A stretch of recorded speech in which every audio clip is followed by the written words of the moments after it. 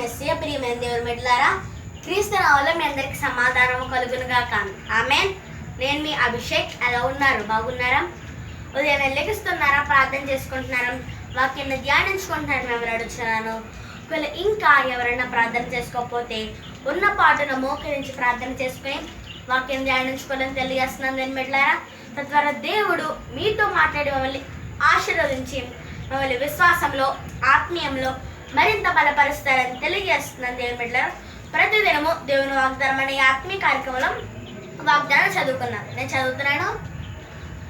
నేను చెప్పిన మాటలన్నీ జరుగును, నేను చెప్పిన మాట తప్పకుండా జరుగును. యేస్కేల్ గ్రంథము 12వ అధ్యాయము 28వ వచనం.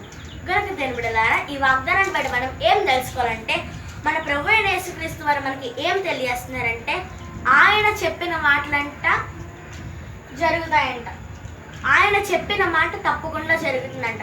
మరి చాలామంది అనుకుంటూ ఉంటారు, ఏసైని చాలామంది ఏదో కోరిక అడుగుతూ ఉంటారు, అది నెరవేరడానికి చాలా సమయం పడుతుంది.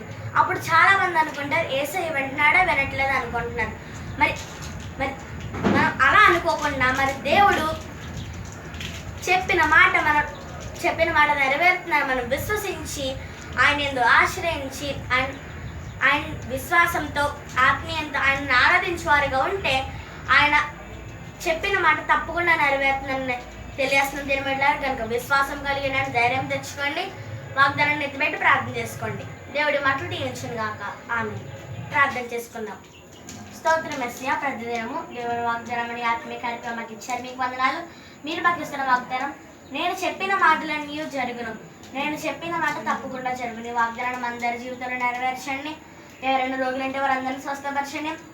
దీని ఎవరైతే పుట్టినరోజులు పిల్లలు జరిపించుకుంటున్నారో వారందరినీ ఆశీర్వదించండి. అనేకమైన పుట్టినరోజులు పిల్లలు జరిపించుకోవాలి సహాయం చేయండి.